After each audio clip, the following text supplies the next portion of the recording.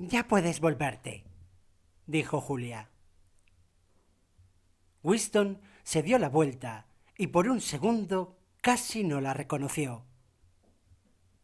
Había esperado verla desnuda, pero no lo estaba. La transformación había sido mucho mayor. Se había pintado la cara. Debía de haber comprado el maquillaje en alguna tienda de los barrios proletarios. Tenía los labios de un rojo intenso, las mejillas rosadas y la nariz con polvos. Incluso se había dado un toquecito debajo de los ojos para hacer resaltar su brillantez. No se había pintado muy bien, pero Winston entendía muy poco de esto. Nunca había visto, ni se había atrevido a imaginar a una mujer del partido con cosméticos en la cara. Era sorprendente el cambio tan favorable que había experimentado el rostro de Julia. Con unos cuantos toques de color en los sitios adecuados, no solo estaba mucho más bonita, sino, lo que era más importante, infinitamente más femenina. Su cabello corto y su mono juvenil de chico realzaban aún más ese efecto. Al abrazarla, Winston sintió un perfume a violetas sintéticas. Recordó entonces la semioscuridad de una cocina en un sótano y aquella boca negra cavernosa de una mujer. Era el mismísimo perfume que aquella había usado. Pero a Winston no le importaba esto por lo pronto. También perfume, dijo. Sí, querido. También me he puesto perfume. ¿Y sabes lo que voy a hacer ahora? Voy a buscarme en donde sea un verdadero vestido de mujer. Y me lo pondré en vez de estos asquerosos pantalones. Y llevaré medias de seda y zapatos de tacón alto. Estoy dispuesta a ser, en esta habitación, una mujer, no una camarada de partido.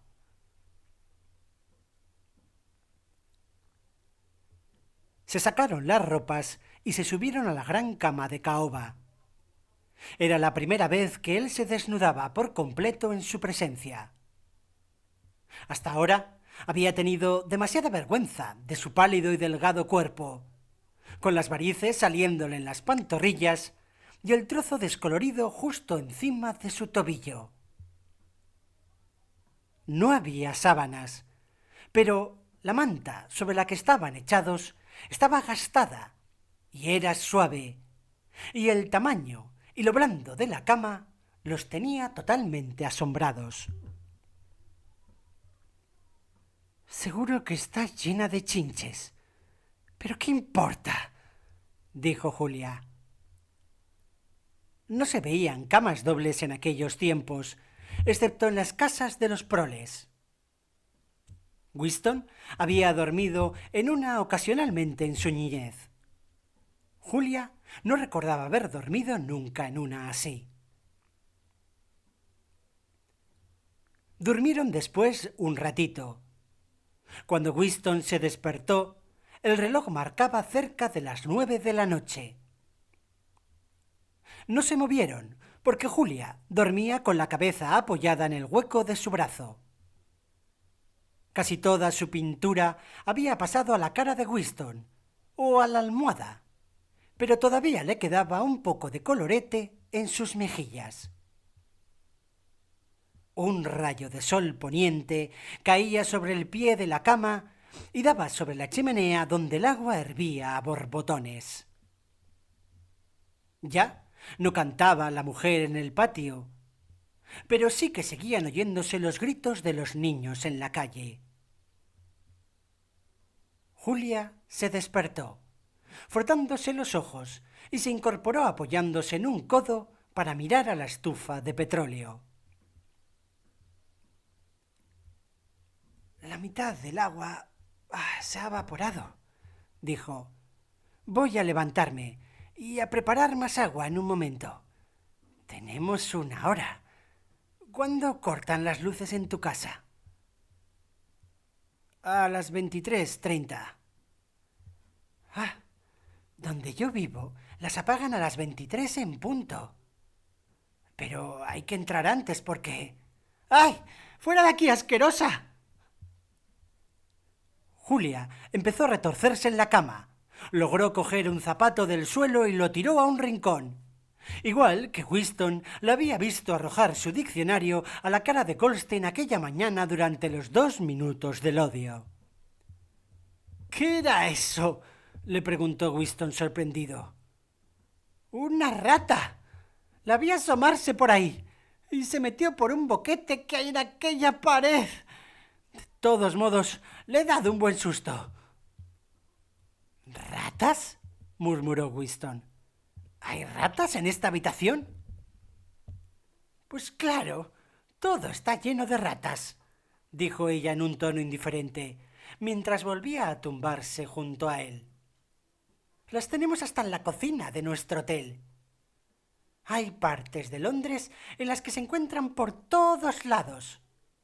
¿Sabes que atacan a los niños? Sí, en algunas calles de los proles, las mujeres no se atreven a dejar a sus hijos solos ni 2 minutos. Las más peligrosas son muy grandes y oscuras. Y lo más horrible es que siempre... ¡Calla, por favor! No sigas, dijo Winston cerrando los ojos con fuerza. Querido, ¿qué te pasa? Te has puesto palidísimo. ¿Qué ocurre? ¿Es que te dan asco? ¿Una rata? Pues claro, es lo más horrible del mundo. Ella lo tranquilizó con el calor de su cuerpo. Winston no abrió los ojos durante un buen rato. Le había parecido volver a hallarse de lleno en una pesadilla que se le presentaba con cierta frecuencia. Siempre era poco más o menos igual. Se hallaba frente a un muro tenebroso, y del otro lado de ese muro había algo capaz de enloquecer al más valiente del mundo. Algo infinitamente espantoso. En el sueño sentíase siempre decepcionado, porque sabía perfectamente lo que ocurría detrás de aquel muro de tinieblas. Con un esfuerzo mortal, como si se arrancara un trozo de su cerebro, conseguía siempre despertarse sin llegar a descubrir de qué se trataba concretamente. Pero él sabía que era algo relacionado con lo que Julia había estado diciendo. Y, sobre todo, con lo que iba a decirle cuando la interrumpió. Lo siento, dijo. No es nada. Lo que ocurre es que no me gustan las ratas, no las soporto. No te preocupes, querido. Aquí no entrarán. Voy a tapar ese agujero con tela de saco antes de que nos vayamos. Y la próxima vez que venga traeré un poco de yeso y lo taparemos. Winston ya había olvidado aquellos instantes de pánico. Un poco avergonzado de sí mismo, se sentó a la cabecera de la cama. Julia se levantó, se puso el mono e hizo café.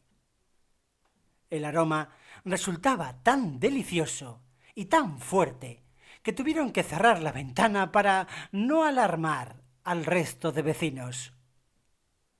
Pero mejor aún que el sabor del café era la calidad que le daba el azúcar, una finura sedosa que Winston casi había olvidado después de tantos años con aquella especie de sacarina. Con una mano en el bolsillo y con un pedazo de pan con mermelada en la otra, se paseaba Julia por la habitación, mirando con indiferencia la estantería de libros, pensando en la mejor manera de arreglar la mesa, dejándose caer en el viejo sillón para ver si era cómodo y examinando el absurdo reloj de las 12 horas con un aire divertido y tolerante. Cogió el pisapapeles de cristal y se lo llevó a la cama, donde se sentó para examinarlo con tranquilidad. Pero Winston se lo quitó de las manos, fascinado, como siempre, por aquel aspecto suave, resbaloso, de agua de lluvia que tenía aquel cristal.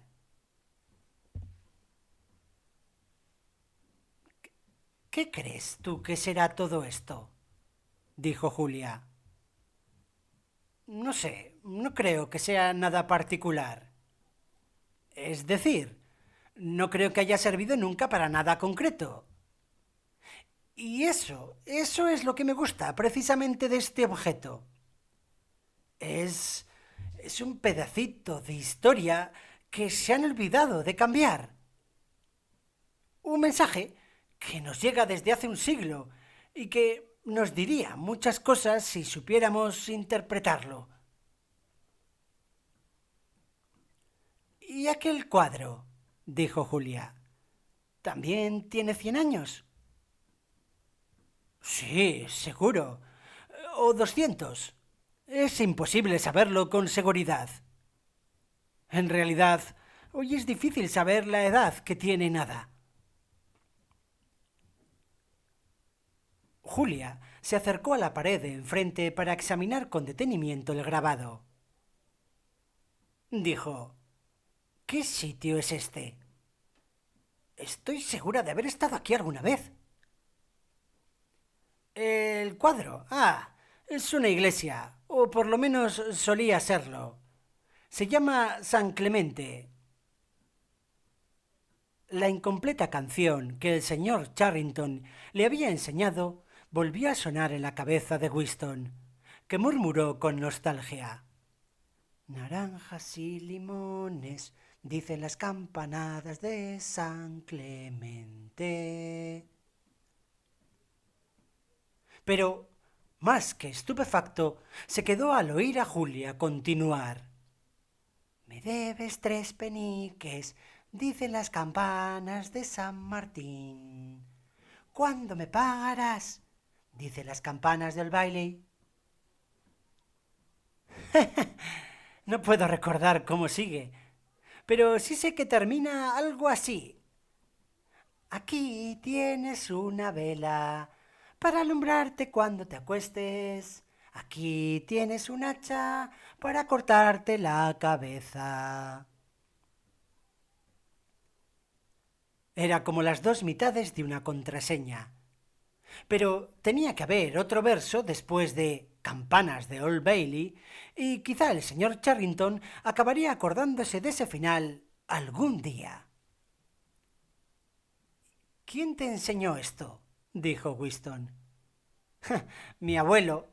Solía contármelo cuando era yo niña. Lo vaporizaron, teniendo yo 8 años. No estoy segura, pero lo cierto es que desapareció. Lo que no sé, y que sí me he preguntado muchas veces, es ¿qué sería un limón? He visto naranjas. Es una especie de fruta redonda y amarillenta, con una cáscara muy fina. Pues yo recuerdo los limones, dijo Winston. Eran muy frecuentes en los años 50 y tantos. Eran unas frutas tan agrias que rechinaban los dientes solo de olerlas. Ay, estoy segura de que detrás de ese cuadro hay chinches, dijo Julia. Lo descolgaré cualquier día para limpiarlo bien.